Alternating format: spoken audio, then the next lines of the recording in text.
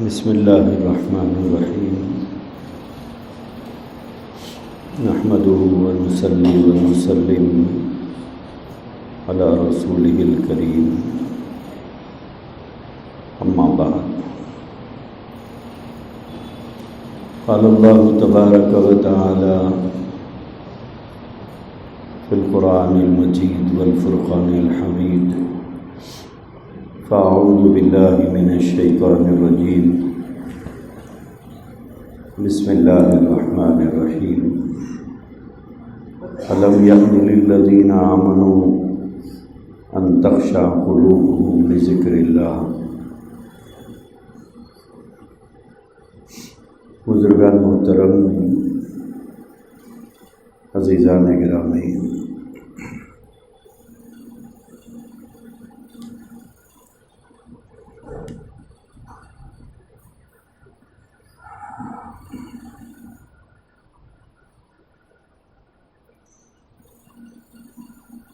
حکایات کے اندر ایک واقعہ لکھا ہوا ہے۔ فضیل ابن عیاض نامی ایک شخص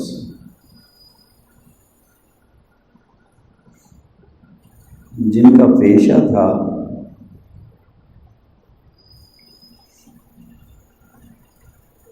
راستوں میں کھڑا ہونا اور ان راستوں سے گزرنے والے قافلے جب تجارت کا سامان لے کر ایک علاقے سے دوسرے علاقے کو منتقل کیا کرتے تھے۔ یہ اس زمانے کی بات ہے جب لوگ گھوڑوں اور اونٹوں پر چوپایوں پر اپنا سامان لاد کر جاتے تھے۔ فضیل ابن عیاض اپنے پورے ٹولے کے ساتھ اس راستے پر کھڑے ہو کر قافلوں کا انتظار کرتا رہتا۔ یہ چھپ کر قافلوں کو دیکھتے اور جب قافلہ ان کے سامنے آ جاتا تو ایک دم یہ ان کے اوپر ٹوٹ پڑتے اور ان کا مال لوٹ لیتے۔ ایک رات کا واقعہ ہے کہ فضیل ابن عیاض حسب عادت اپنے پورے گروہ کے ساتھ ڈاکہ ڈالنے کی غرض سے اس راستے پر کھڑے رہے جہاں سے قافلے گزرتے تھے۔ لیکن رات کا بہت سا وقت گزر گیا، کوئی قافلہ وہاں سے نہیں گزرا۔ فضیل ابن عیاض کو اپنے تجربات کی روشنی میں یہ اندازہ ہوا کہ اب کوئی قافلہ یہاں سے نہیں گزرے گا، وہ وقت گزر چکا ہے۔ اتفاق سے جس جگہ پر یہ کھڑے ہوئے تھے وہیں سے قریب میں ایک مکان تھا جس پر فضیل ابن عیاض کی نظر پڑی۔ فضیل ابن عیاض نے سوچا کہ کوئی قافلہ یہاں سے گزرا تو نہیں ہے اور امکان بھی نہیں ہے کہ کوئی قافلہ یہاں سے اب جائے گا، وقت گزر چکا ہے۔ قریب میں ایک مکان نظر آ رہا ہے، چلو آج اس مکان ہی کو نشانہ بنائیں گے۔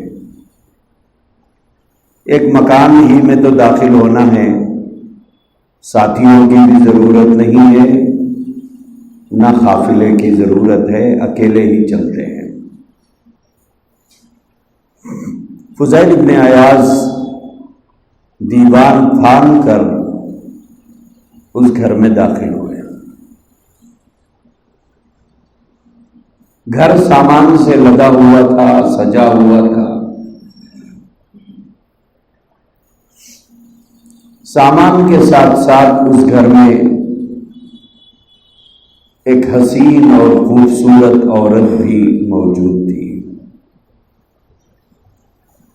اتفاق ایسا ہوا کہ اس وقت اس گھر میں کوئی مردانہ موجود نہیں تھا، صرف وہ اکیلی عورت تھی۔ فضیل ابن عیاض سوچ میں پڑ گئے کہ کیا کروں۔ ایک طرف حسن ہے، دوسری جانب مال ہے، اور ضرورت مجھے دونوں کی بھی ہے۔ میری جوانی کو حسن کی ضرورت ہے، اور میرے ساتھیوں کو اور مجھے مال کی بھی ضرورت ہے۔ دونوں میں سے مجھے کس کا انتخاب کرنا ہے؟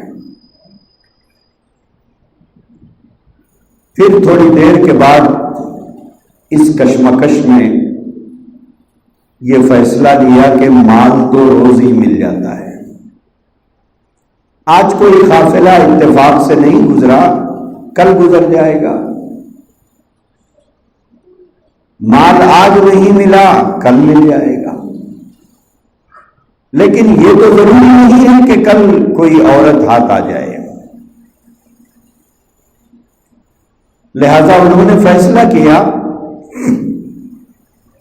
کہ آج مال کو چھوڑ دیتے ہیں اور حسن سے لطف اندوز ہوں گے۔ مال کل بھی کما سکتے ہیں، لیکن یہ حسن کل نہیں ملے گا۔ یہ سوچ کر فضیل ابن عیاض رات کی اندھیرے میں، تاریکی میں اپنے ارادے کو پورا کرنے کی نیت سے آگے بڑھنے لگے۔ اس جنگل میں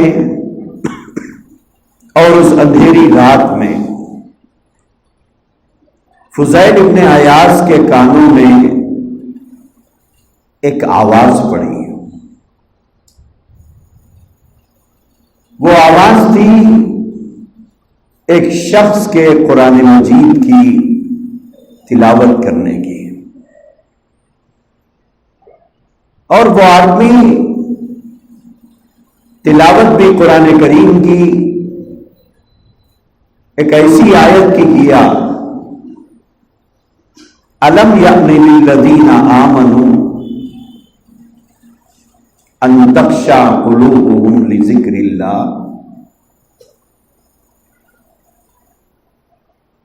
جس کا معنی یہ ہے کہ کیا ایمان والوں کے لیے ابھی وہ وقت نہیں آیا؟ کیا ایمان والے کے لیے ابھی وہ گھڑی نہیں آئی؟ کیا ایمان والے کے لیے ابھی وہ موقع نہیں آیا؟ الم یأن للذین آمنوا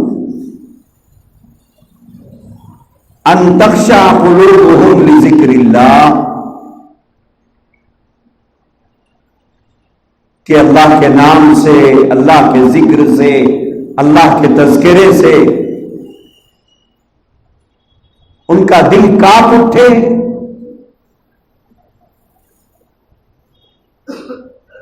یہ قرآن مجید کی آیت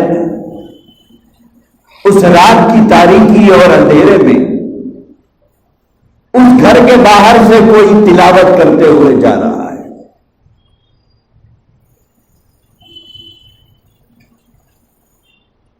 جس میں یہ کہتے ہوئے جا رہا ہے کہ کیا ایمان والوں کے لیے ابھی وہ وقت نہیں آیا؟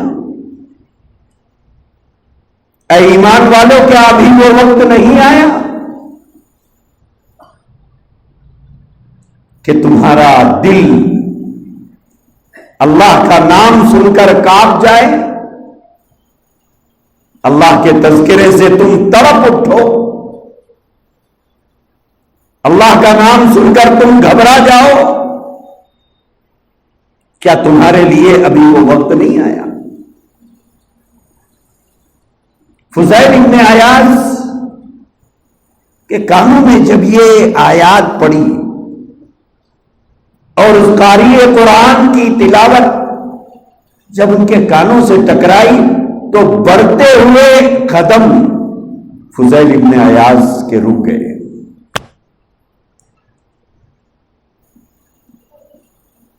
بجائے آگے بڑھنے کے انہوں نے اپنے قدم پیچھے کی طرف کھینچ لیے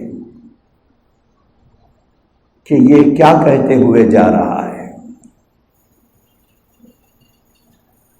یہ کیا پیغام مجھے دے رہا ہے، یہ کون ہے رات کے اندھیرے اور تاریکی میں اللہ کا یہ پیغام سناتے ہوئے جا رہا ہے؟ کیا یہ سنانے والا واقعی مجھے سنا رہا ہے؟ کیا یہ بولنے والا مجھے مخاطب کر رہا ہے؟ کیا اللہ کے قرآن کی یہ آیت مجھے سنائی جا رہی ہے؟ وہی کھڑے کھڑے فضیل ابن عیاض کے آنکھوں سے آنسو جاری ہو گئے،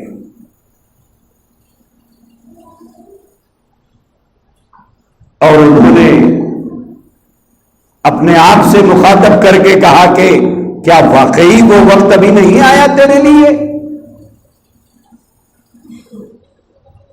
کہ اللہ کے تذکرے سے تیرا دل کانپ اٹھے، اللہ کے نام سے تو ڈر جائے؟ کیا ابھی تیرے لیے وہ وقت نہیں آیا؟ فضیل ابن عیاض نے اپنا ارادہ بدلا، بجائے آگے بڑھنے کے پیچھے کی طرف مڑ گئے، پیچھے کی طرف مڑ گئے۔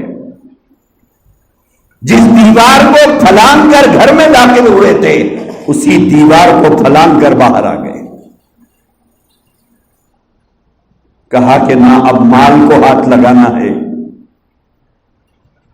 نہ ہی کسی اجنبی عورت کو ہاتھ لگانا ہے۔ دیوار پھلانگ کر کھڑے ہو کر اپنے رب سے کہا کہ پروردگار واقعی وہ وقت میرے لیے آ گیا ہے، واقعی میرے لیے وہ وقت اب آ گیا ہے۔ کھڑے ہو کر رب العالمین کے سامنے انہوں نے ایک وعدہ کیا کہ اے اللہ آج کے بعد پھر نہیں ہوگا، آج کے بعد اس پیشے کو میں چھوڑ دوں گا جس پیشے میں میں نے زندگی گزاری ہے۔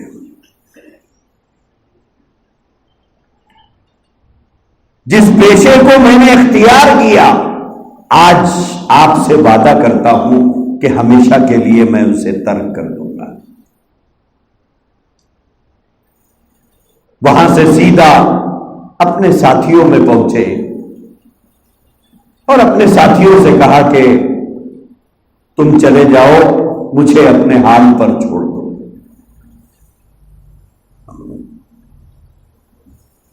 اپنے قافلے کے سردار کو، اپنے لیڈر کو، اپنے بڑے کو، جس کی ماتحتی میں وہ کام کرتے تھے، روتا ہوا دیکھ کر انہوں نے پوچھا کہ اے ہمارے سردار، آج تک لوگ آپ کی وجہ سے رویا کرتے تھے، آپ کی وجہ سے روتے تھے، ہماری وجہ سے روتے تھے۔ زندگی میں ہم نے قافلوں کے قافلوں کو رلا کر بھیجا ہے،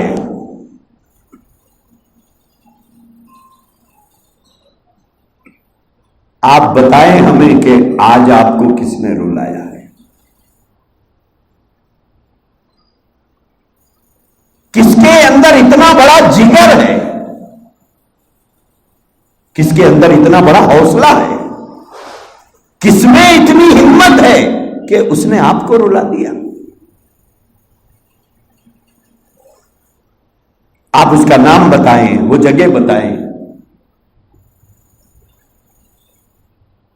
فضیل ابن عیاض نے کہا کہ نہیں، مجھے کسی نے نہیں رلایا،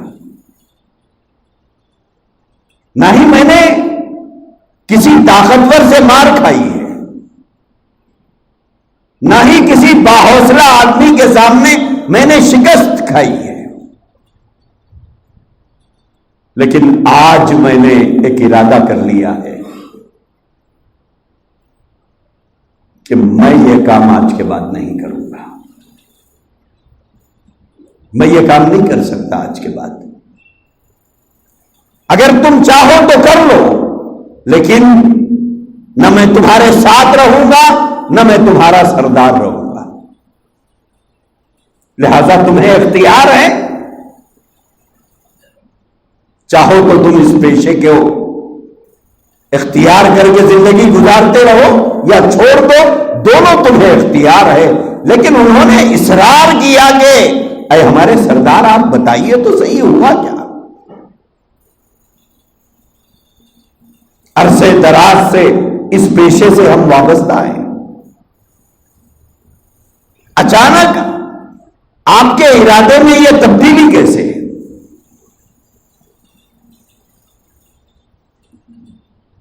آپ اتنے باحوصلہ آدمی، اتنا بڑا جگر آپ کا کہ کسی کے آنسو نے کبھی آپ کے دل کو متاثر نہیں کیا تھا، کسی کی آہیں، کسی کی چیخیں آپ کو کبھی متاثر نہیں کی تھی، لیکن آج کیا بات ہے کہ آپ رو رہے ہیں؟ کون سی چیز ہے جس نے آپ کو رلایا ہے؟ کون سی چیز ہے جس نے آپ کو اپنا ارادہ بدلنے پر مجبور کیا؟ فضیل ابن عیاض رحمۃ اللہ علیہ نے واقعہ سنایا کہ بات دراصل یہ ہے کہ تم کو یہاں ٹھہرا کر میں اس قریب کے مکان میں دیوار پھاند کر گیا تھا، اس ارادے سے گیا تھا کہ آج کوئی قافلہ یہاں سے نہیں گزرا، چلو کچھ مال ڈالے تمہارے لیے، خالی ہاتھ اس رات کیوں واپس جائیں؟ جب میں اندر گیا تو وہاں مال بھی تھا، حسن و جمال بھی تھا، تو میں نے یہ سوچا مال تو روز ہی مل جاتا ہے، حسن روزانہ ہاتھ نہیں آتا،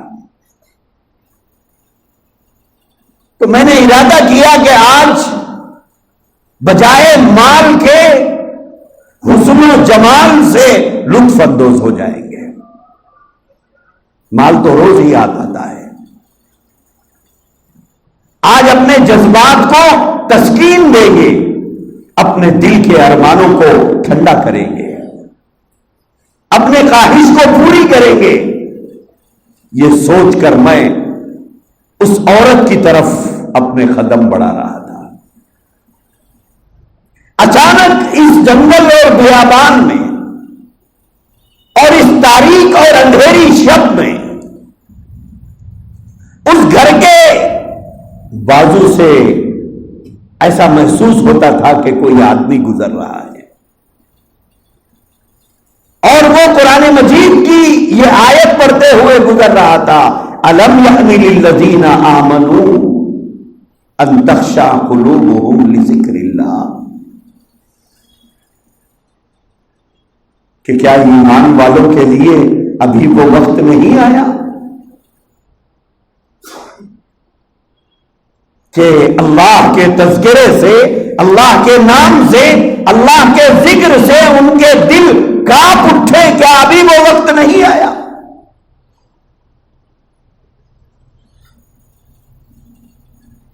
فضیل ابن عیاض نے کہا کہ دوستو، اس آیت نے مجھے ہلا کر رکھ دیا،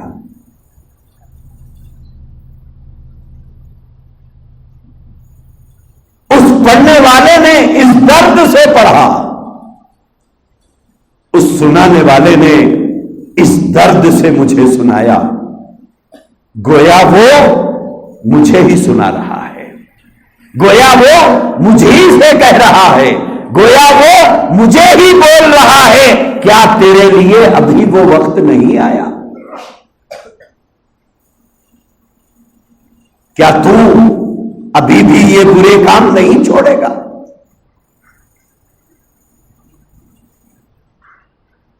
کب تک لوگوں کو لوٹتا رہے گا؟ کب تک لوگوں کو رلاتا رہے گا؟ کب تک لوگوں کی آہیں اور چیخیں اور آنسو سے تو بے خبر رہے گا؟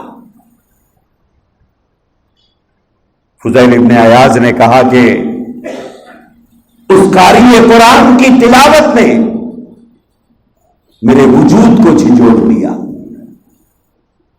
میرے ضمیر کو للکار دیا، میری ضمیر کو ہلا دیا اس نے، میرے بڑھتے ہوئے قدم میں نے روک لیا، میرے دل میں ارمانوں، تمناؤں اور خواہشات کا جو طوفان اٹھا تھا اور میرے جذبات جو بے قابو ہو گئے تھے، مال کے بجائے حسن سے لطف اندوز ہونے کی جو آرزو لے کر میں آگے بڑھ رہا تھا، میرے قدم آگے نہیں بڑھے۔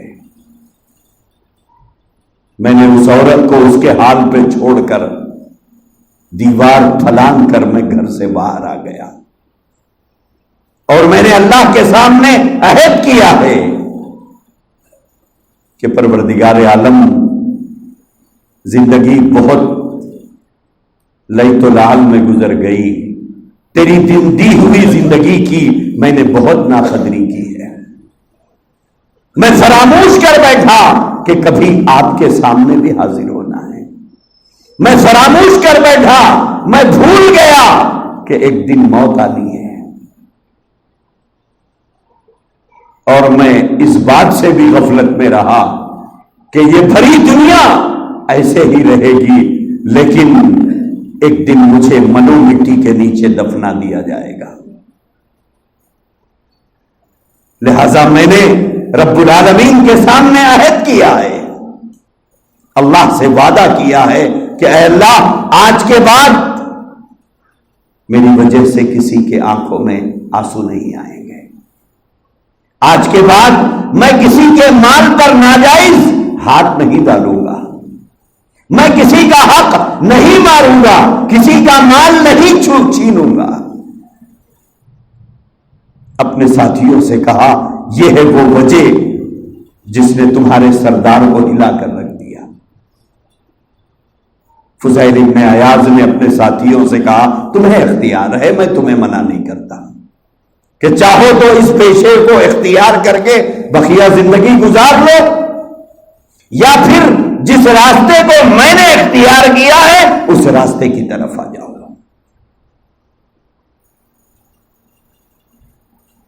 فضیل ابن عیاض کے ساتھیوں نے کہا کہ سردار، جب آپ ہی نہیں رہے، جب آپ ہی توبہ کرتے ہیں، جب آپ آخرت کی فکر کو لے کر، قبر کے گڑھے کے اندھیرے کو سوچ کر، میدان محشر میں اللہ کے سامنے حاضر ہونے کے تصور کو لے کر اور اپنی آخرت کی فکر کو لے کر دنیا کی یہ عیش و عشرت کی زندگی کا راستہ آپ چھوڑ رہے ہیں تو ہم بھی چھوڑ دیتے ہیں۔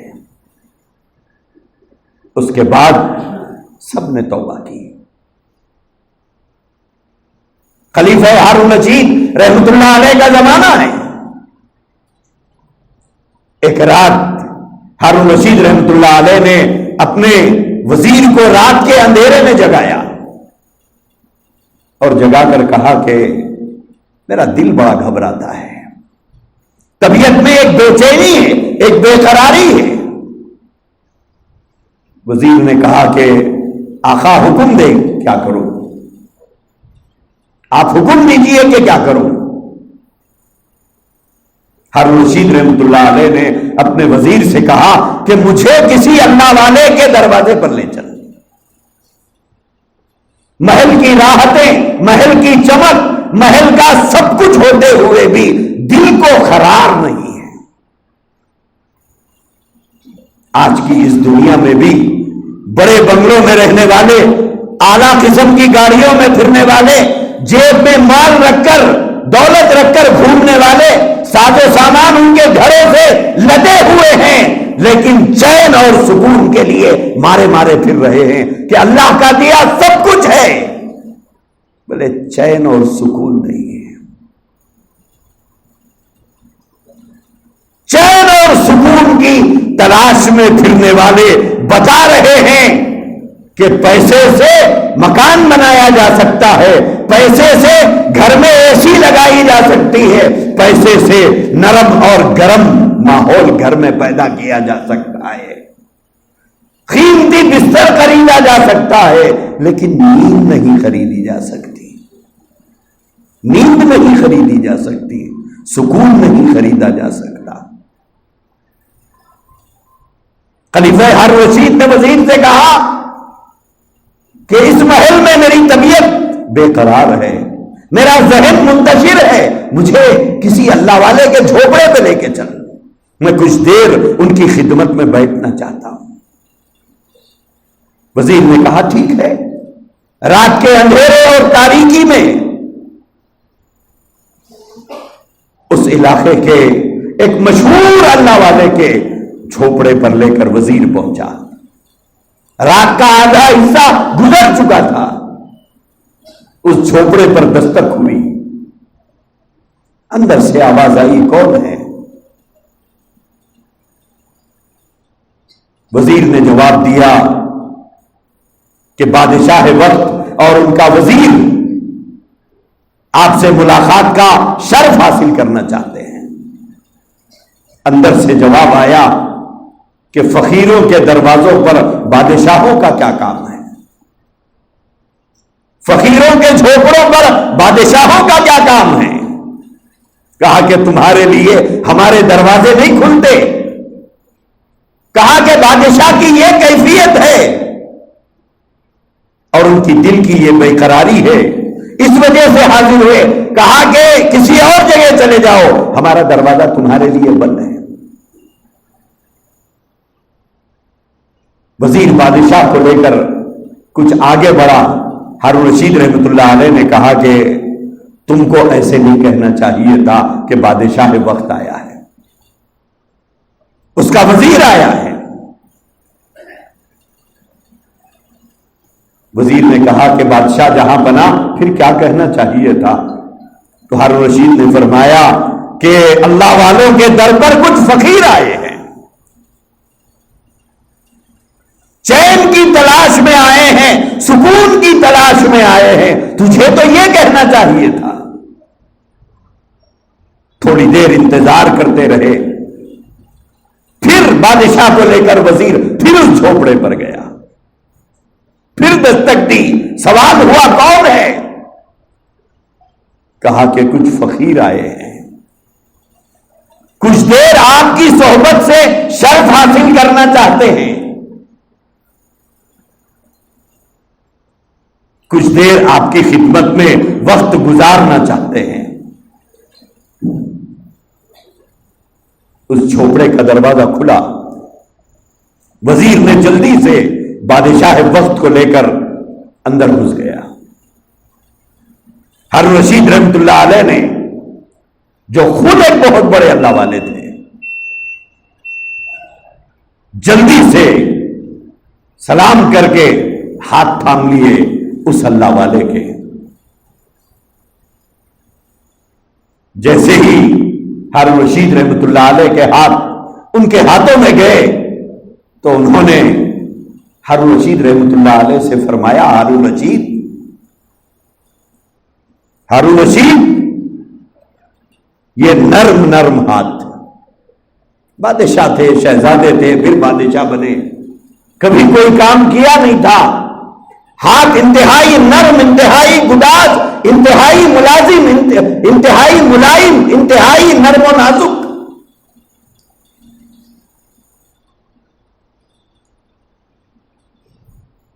ہارون رشید رحمۃ اللہ علیہ سے اس اللہ والے نے کہا کہ ہارون رشید، کبھی یہ فکر تمہارے ذہن پر طاری ہوئی کہ یہ نرم نرم ہاتھ، یہ نازک ہاتھ، یہ گداز ہاتھ اگر جہنم کی آگ میں جلائے جائیں گے تو کتنی تکلیف ہوگی؟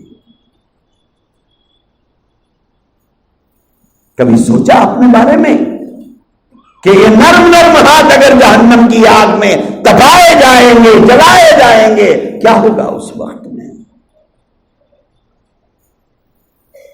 ہارون رشید رحمۃ اللہ علیہ نے اس اللہ والے سے کہا کہ حضرت اسی فکر کو ذہن و دماغ پر لینے کے لیے آپ کی خدمت میں حاضر ہوا. اور اس کے بعد ہارون رشید رحمۃ اللہ علیہ نے فرمایا فضیل کچھ نصیحت کر دو. ہارون رشید نے فرمایا اے فضیل ابن عیاض کچھ نصیحت کر دو مجھے. یہ وہی فضیل ابن عیاض تھے جو کل تک ڈاکو کہلاتے تھے، پھر اللہ والے بنے تو وقت کی بادشاہت کو اللہ نے ان کے جھوپڑے پر لا کر کھڑا کر دیا. محلوں میں جو سکون نہیں ملتا تھا وہ جھوپڑے سے حاصل کرنے کے لیے حاضر ہوئے تھے. میرے عزیز بھائیوں، اللہ تبارک و تعالی کب کس کی ہدایت کا فیصلہ کرے، کب کس کی زندگی کی کایا پلٹ دے، کب وقت کے ڈاکو کو زمانے کا اللہ والا بنا دے. کتابوں میں دیکھیے فضیل ابن عیاض کے واقعات لکھے ہوئے ہیں، ان کے نصیحتیں لکھی ہوئی ہیں، ان کے اقوال زرین لکھے ہوئے ہیں. اسی لیے فرمایا گیا کبھی کسی انسان کو دیکھ کر یا اس کی برائیوں کو دیکھ کر یا اس کی غلطیوں کو دیکھ کر حقارت بھری نظروں سے نہیں دیکھنا چاہیے. پتہ نہیں کب کس کی ہدایت کا آسمانوں پر فیصلہ ہو جائے اور کب اللہ تبارک و تعالی کس کی دل کی کایا کو پلٹ دے گا. اسی لیے فرمایا گیا کبھی کسی کو حقیر نظروں سے مت دیکھا کرو. ہمیشہ یہی سوچو کہ کب اس کی ہدایت کا فیصلہ ہو جائے گا اور یہ جنت میں جائے گا، اور پتہ نہیں کب خدا میری غلطی پر ناراض ہو جائے گا اور میری پکڑ ہو جائے گی. اس کی کون سی ادا پسند آ جائے گی اور رب اس سے راضی ہو جائے گا، اور کون سی غلطی میری ایسی ہوگی جس پر پکڑ ہو کر خدا ناراض ہو جائے گا. اسی لیے حضرت تھانوی رحمۃ اللہ علیہ فرماتے تھے کہ میں تو ایک کافر کو بھی اپنے سے بہتر سمجھتا ہوں. لوگوں نے پوچھا حضرت ایک مومن کے مقابلے میں ایک کافر کیسے بہتر ہو سکتا ہے؟ تو حضرت تھانوی رحمۃ اللہ علیہ نے فرمایا ہو سکتا ہے کہ اللہ اسے مرنے سے پہلے ایمان کی دولت سے مالا مال کر دے اور اس سے راضی ہو جائے اور میری پکڑ کر لے. اسے ایمان کی نعمت مل جائے اور اللہ اس سے راضی ہو جائے اور میری کسی غلطی پر میری پکڑ کر لے. اسی لیے میں ہر ایک کو اپنے سے بہتر سمجھتا ہوں، اپنے سے افضل سمجھتا ہوں، اور میں ہر ایک سے اپنے کو کمتر سمجھتا ہوں. اسی لیے بھائیوں ہمیشہ غرور اور تکبر کے اداؤں سے اپنے آپ کو بچاؤ. نہ نماز پہ غرور، نہ سخاوت پہ غرور، نہ ذکر پہ غرور، نہ دولت پہ غرور، نہ عبادت پہ غرور، نہ تہجد پہ غرور، نہ ذکر و اذکار پہ غرور، کسی پہ غرور. ہر ایک کو دیکھ کر یہی سمجھو کہ پتہ نہیں اس کے اندر کیا خوبی ہے اور وہ اللہ کو پسند ہو، پتہ نہیں میرے اندر کیا برائی ہے جو اللہ کو ناپسند ہو. اسی لیے ہمیشہ یہ سوچنا چاہیے کہ ہر آدمی مجھ سے بہتر ہے اور میں سب سے برا ہوں. کیوں؟ اس لیے کہ میرا حال آپ پر کھلا ہوا نہیں ہے، آپ کا راز مجھ پر آیا نہیں ہے. میں کتنا برا ہوں وہ میں جانتا ہوں، آپ نہیں جانتے ہیں. آپ کتنے برے ہیں وہ آپ جانتے ہیں، میں نہیں جانتا، کیونکہ آپ کو میں باہر دیکھتا ہوں، آپ مجھے باہر دیکھتے ہیں. نہ آپ کی تنہائی سے میں واقف ہوں، نہ میری تنہائی سے آپ واقف ہیں. اسی لیے ہمیشہ اپنے آپ کو دوسروں سے کمتر سمجھو، ہمیشہ اپنے آپ کو دوسروں سے حقیر سمجھو، ہر ایک کو اپنے سے بہتر سمجھو، اور اس طرح زندگی گزارنا اللہ کو پسندیدہ ہے۔ اللہ توفیق عطا فرمائے۔ وآخر دعوانا الحمدللہ۔